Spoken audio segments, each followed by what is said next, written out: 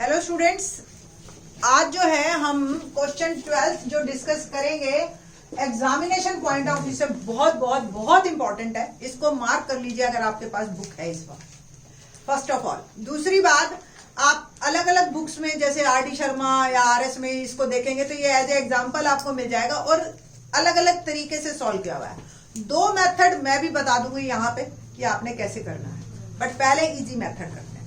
Question क्या है? A card from a pack of 52 cards is lost. तो एक कार्ड हमारा लॉस हो चुका है, गुम हो चुका है, हमें नहीं पता। अब हमारे पास 51 कार्ड्स हैं। From the remaining cards of the pack 2 cards are drawn and are found to be the both diamond. दोनों मिले डायमंड के, ठीक है। Find the probability of the lost card being a diamond. 4 type के card है, ठीक है। हमें ये बताना है कि लॉस्ट कार्ड इज डायमंड। तो E1 और E2 क्या होगा? E1 हमने मान लिया लॉस्ट कार्ड इज डायमंड।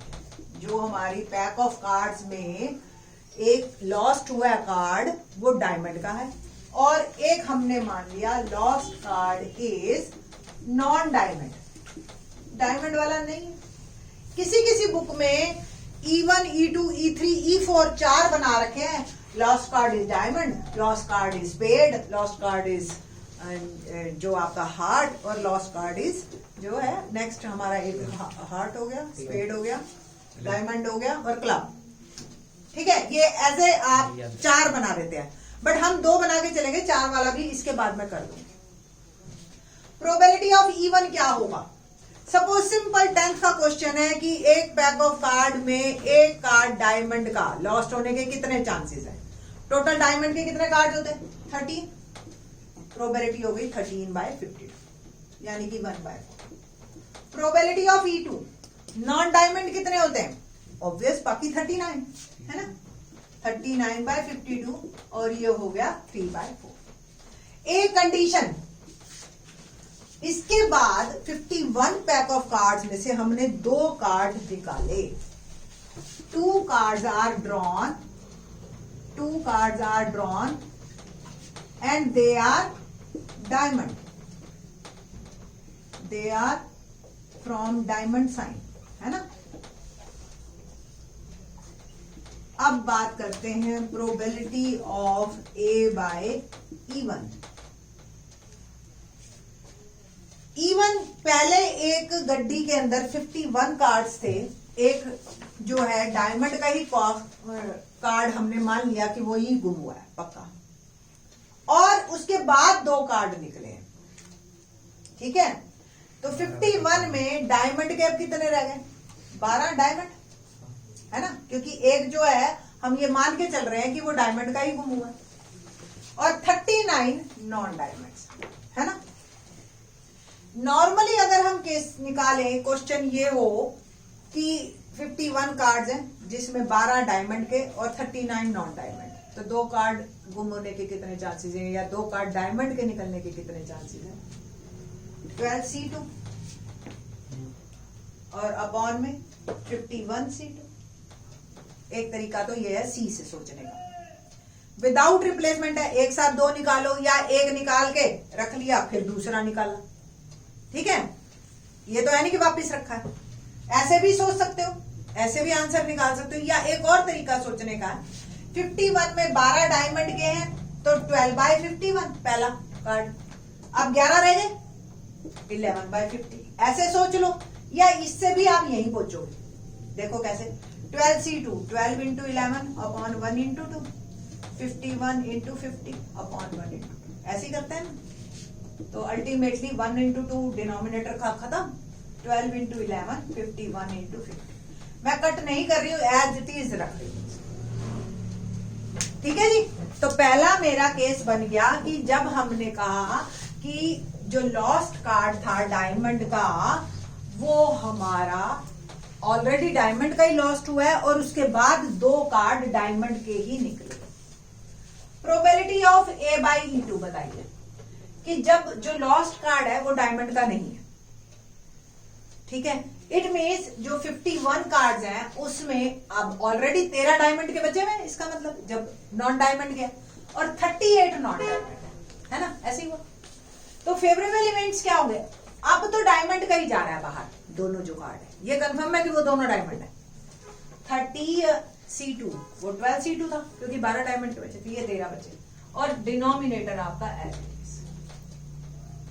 दूसरे तरीके से सोचना है तो ऐसे सोच लो 30/51 कि भी 13 में से एक निकल गया डायमंड का, विदाउट रिप्लेसमेंट अगला क्या निकलेगा, अब 12 रह गए डायमंड के, 12/50 और ऐसे जाओ आपकी मर्जी। ठीक है, आई थिंक सो आपको क्लियर हो गया होगा कि 13/51, 51 में से 13 डायमंड के और एक निकल गया तो उसके बाद 12 डायमंड के रह गए 50 में से, तो 12/50। A/E1 A/E2 clear.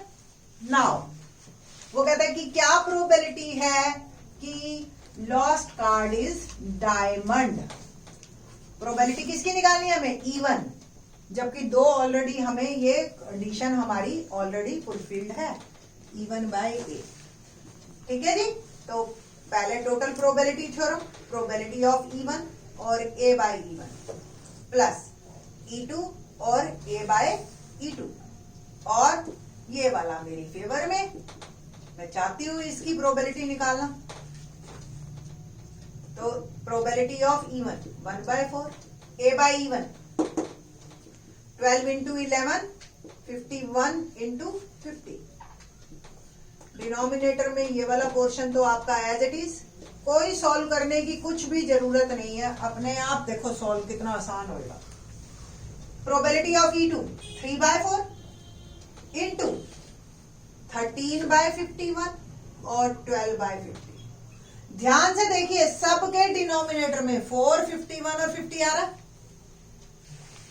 तो आसान है सॉल्व करना। 12 और 11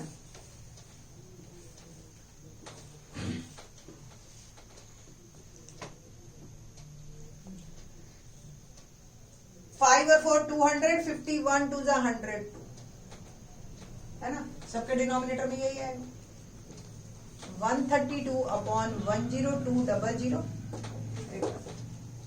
प्लस 12 3 36 और 13 से और कर देती हूँ, 13 6 78, 13 3 39 और 7 46 468/10200।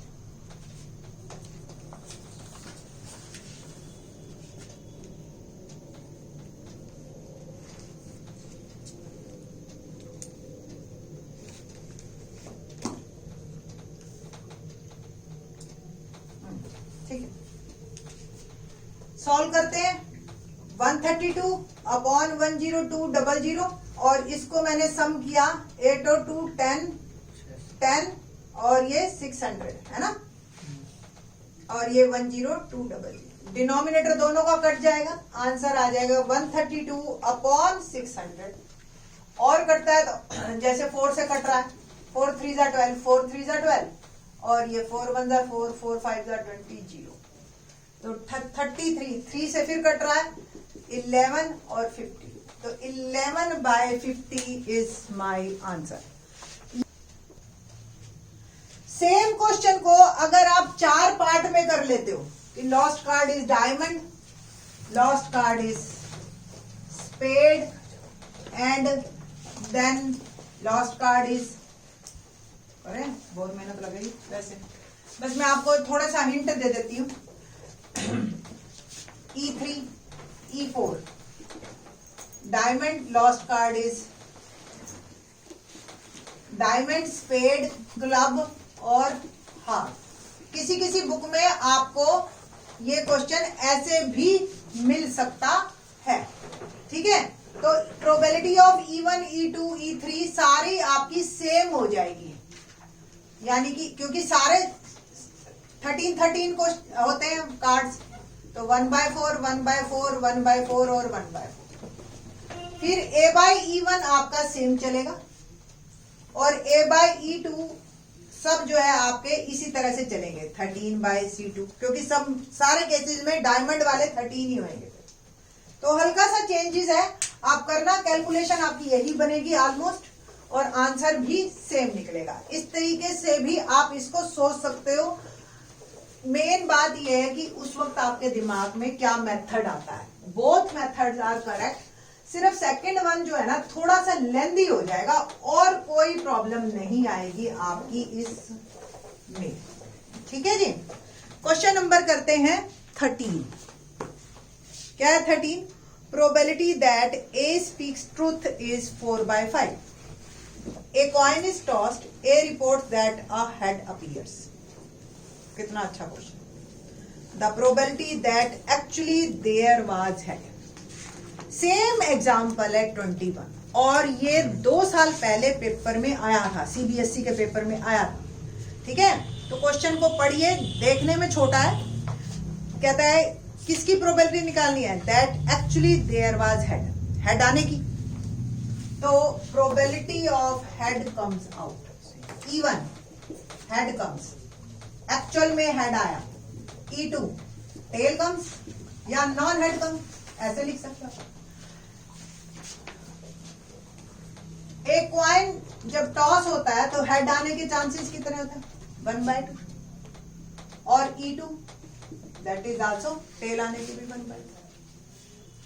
ए कंडीशन क्या है यहां पे? क्योंकि नाम बंदे का ए दे रखा है तो आप टी से ले लो, ट्रूथ ही तो कह रहे हैं ना। हेड अपीयर्स, जो उसने बोला वो ये है कि हेड अपीयर। हमें नहीं पता कि वो सही बोल रहा है या सच बोल रहा है, गलत बोल रहा है। हेड अपीयर्स, बल्कि एच से नाम लेते हैं इसको, H. Probability of H by E1, what does it mean? Head आया और उसने बोला कि भी हेड आया, रिपोर्ट भी हेड, हेड कम्स रिपोर्ट। ये उसने रिपोर्ट किया है कि हेड आया, बंदा आया, मेरे को नहीं पता, जहां भी हेड टेल आ रहा है उस बंदे ने मेरे को ये कहा कि हेड आ रहा है, इट मीन्स वो सच बोल रहा है। और सच बोलने के चांसेस हैं उसके 4/5। Probability of H bye E2, अगर टेल आया तो भी उसने यही बोला कि जी हेड आया, रिपोर्ट तो यही आई है ना मेरे पास कि हेड कम्स, तो प्रोबेबिलिटी हो गई 1/5। हमें क्या निकालना है कि हेड एक्चुअल में आया और उसने रिपोर्ट दी, तो रिपोर्ट तो हेड की हमने निकाल ली, तो प्रोबेबिलिटी ऑफ E1/H। तो टोटल प्रोबेबिलिटी थ्योरम हम लगाएंगे, probability of E1 upon H/E1 plus probability of E2 into probability of H/E2 और first E1 into probability of H/E1। 1/2 और H/E1 है 4/5। 1/2 into 4/5 plus 1/2 into 1/5, 4/10, 5 to the 10, 4/10 plus 1/10, सम करके 5/10 और solve किया तो 4/10 इंटू 10/5, स्टिल 4/5 बोला जी। उसके सच बोलने के भी चांसेस यही थे 4/5, और यहाँ पे उसकी जो प्रोबेबिलिटी है वो भी 4/5 ही आई है। ठीक है जी, तो option A is correct one. ठीक है जी। 14 बहुत इजी है। A and B are two events such that A is subset of B. A is subset of B. A अगर B का सबसेट है और probability of B not equal, then which of the following is correct? एक बात बताइए, अगर A subset of B का तो probability of A intersection B क्या होगी? ऑब्वियस प्रोबेबिलिटी ऑफ A यही होगी ना। एक बार क्वेश्चन है हमारे पास कि ये 3 ऑप्शन है कि probability of A by B, तो probability of A by B अगर हम निकालते हैं तो probability of A intersection B upon probability of B, और A इंटरसेक्शन B की probability of A upon probability of B। ठीक है जी, ये मेरा आ गया।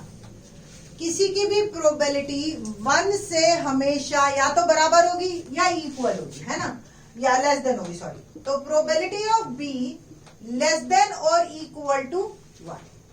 किसी भी नंबर को अगर 1 से छोटे नंबर से डिवाइड किया जाए तो वो नंबर अपने नंबर से हमेशा छोटा हो जाए, बड़ा हो जाता है। तो probability of A conditional be always greater than और इक्वल टू पी। जो ये बात मैंने बोली है अभी आप समझने के लिए, suppose x is equal to P A upon P B, ये सोचा हमने, और पी बी की वैल्यू मैंने एक रेंडमली डाल दी 1/2, ठीक है। तो x क्या हो गया, 2pa हो गया। 1/3 डालती 3pa, तो x ग्रेटर देन है ना pa से, ठीक है। तो ये हमने रिजल्ट निकाला।